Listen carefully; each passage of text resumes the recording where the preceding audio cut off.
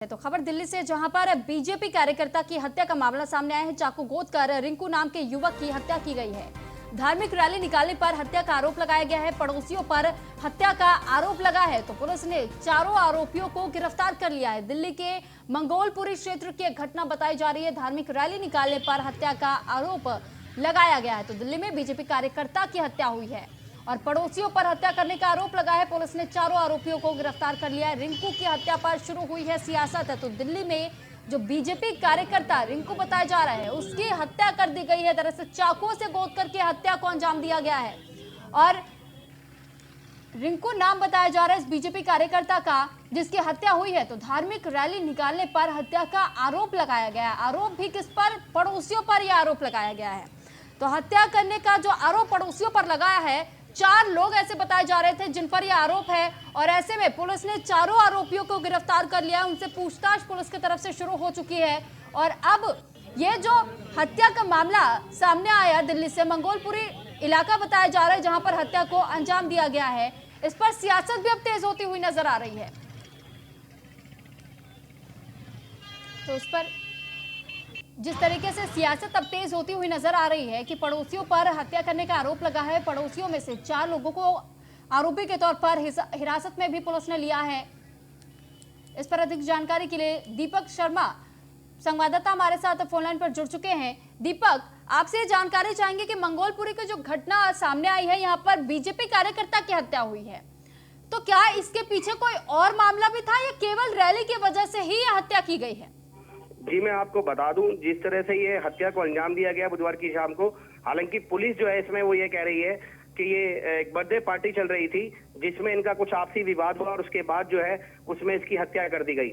लेकिन जो परिवार का आरोप है कि ये बजरंग दल का कार्यकर्ता है जो रिंकू है और ये काफी एक्टिव था इलाके में और फिलहाल जो राम मंदिर को लेके जो चंदा इकट्ठा किया जा रहा है उसको भी इकट्ठा कर रहा था वहां पर।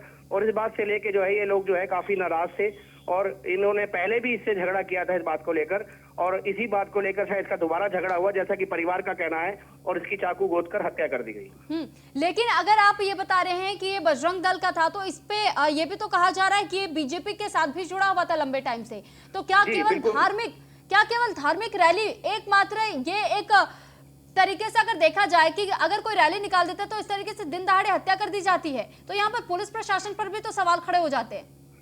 जी बिल्कुल, पुलिस में बड़े सवालिया निशान खड़े होते हैं कि अगर इस तरह से कोई भी इलाके में अगर एक्टिव है पर्सन है, चाहे वो बीजेपी का कार्यकर्ता है, चाहे वो बजरंग दल का कार्यकर्ता है, चाहे वो आम आदमी क्यों ना, लेकिन इस तरह से अगर मामूली सी बात पर ऐसे चाकू गोद कर हत्या कर जाए तो कहीं ना कहीं पुलिस पर सवालिया निशान जरूर खड़े होते हैं। क्योंकि जो परिवार का कहना है, जब पहले इससे झगड़ा हुआ था उसकी भी जानकारी पुलिस को पहले दी गई थी, लेकिन पुलिस ने उस समय भी कोई एक्शन नहीं लिया। अगर पुलिस उस समय वक्त रहते कोई एक्शन लेती तो शायद ये जो रिंकू है ये बच जाता और आज इसकी जान को नहीं गंवाना पड़ता है इसको, अपनी जान को। चलिए ठीक, बहुत शुक्रिया आपका दीपक, तमाम जानकारी हम तक पहुंचाने के लिए।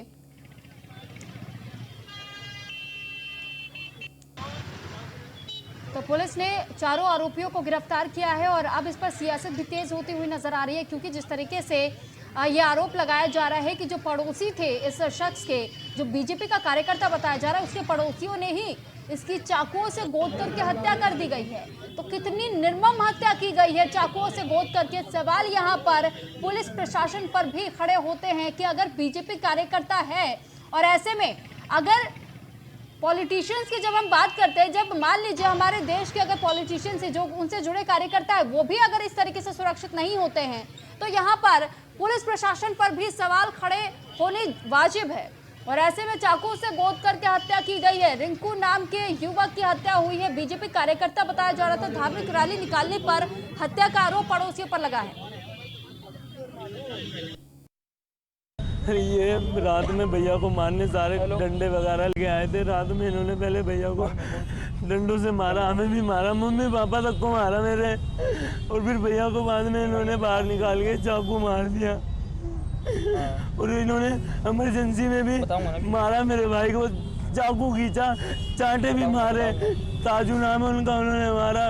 लाली और नाटू है और चिंगू है और इस्लाम है, ये सारी इनकी पूरी फैमिली थी, 5 की। इन्होंने सबने मिलके मारा मेरे भाई को। झगड़ा हमने जो बीच में अभी एक रैली निकाली थी राम मंदिर के, उस पर तो इस चक्कर में थोड़ी अनबन हुई थी उनसे बहुत, वो 4-5 महीने पहले।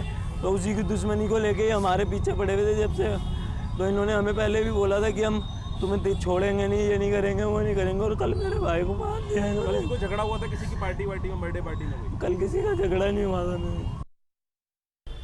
कल रात को मंगोलपुरी थाने के इलाके में एक बर्थडे पार्टी के दौरान कुछ लड़कों के बीच में आपस में लड़ाई झगड़ा हुआ, और उस लड़ाई झगड़े के दौरान कुछ लड़कों ने एक जो रिंकू नाम का लड़का है उसको चाकू मार दिया था।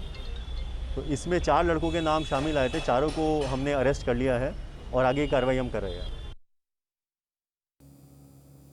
तो आपको इस बीजेपी कार्यकर्ता की जिसकी हत्या की गई है उसकी तस्वीर भी हम आपको दिखा रहे हैं। इसी शख्स की हत्या की गई है। दरअसल ये बीजेपी का कार्यकर्ता बताया जा रहा था जिसका नाम रिंकू बताया गया है, और बहुत ही बेरहमी से इसकी हत्या की गई है। चाकुओं से गोद करके ये निर्मम हत्या को अंजाम उसके पड़ोसियों ने ही दिया, ऐसा कहना है वहां के लोगों का।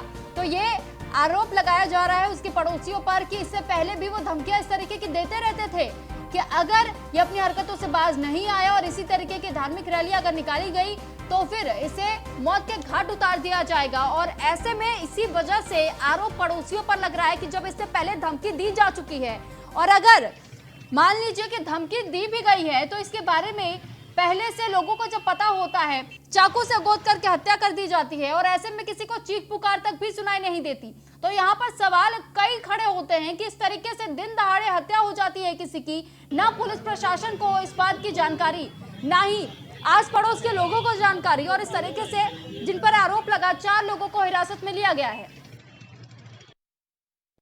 मामला आज सुबह मुझे लगभग 9 बजे मेरे पास फ़ोन आया। काफ़ी सारे फ़ोन आने लगे कि कुछ लोगों ने जो गली में रहते हैं, मुस्लिम समाज के लोग हैं, उन्होंने घर में घुस के चाकू, एक हमारे युवा मोर्चा के कार्यकर्ता हैं रिंकू शर्मा, जिनकी किसी बात में पहले काफ़ी समय पहले भी एक इसमें कोई झगड़ा हुआ था।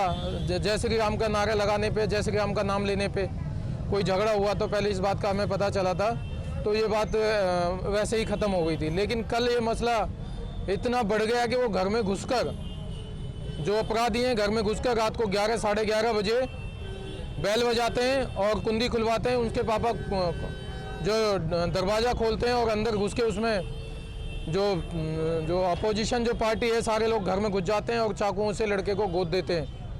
कितने लोग थे? और जिसमें 4 लोगों को गिरफ्तार किया गया है। 4 लोग उसमें हैं, लेकिन गली वाले और जो वहाँ के चश्मदीद हैं वो लोग कह रहे हैं कि पूरी फैमिली इसमें इन्वॉल्व है। आप देखते हैं कि वो तो सीसीटीवी कैमरे में। और फिर ये बताया ये भी जा रहा है कि जो संजय गांधी हॉस्पिटल में जिस लड़के को जख्मी हालत में ले जाया गया, वहाँ पे वो जो चाकू उसमें फंसा रह गया था, चाकू को निकालने के लिए वो लोग वहाँ पहुँचे हैं, चाकू नहीं निकल पाया है, और वहाँ पे भी जाके लड़के के साथ मारपीट की है, तोड़फोड़ की है, सब लोग वहाँ पे भी पहुँचे हैं।